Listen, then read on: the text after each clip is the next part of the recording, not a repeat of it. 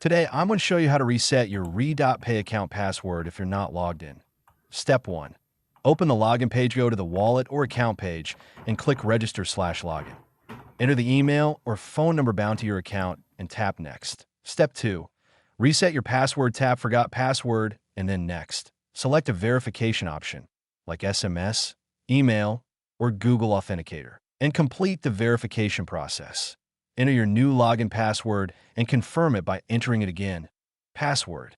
Requirements: 8. 32 characters, at least one uppercase English letter, at least one lowercase English letter, at least one number. Step 3.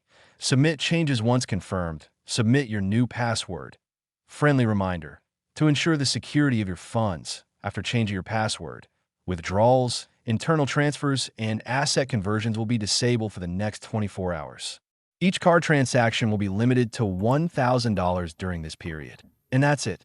By following these steps, you can safely reset your RedotPay password and secure your account.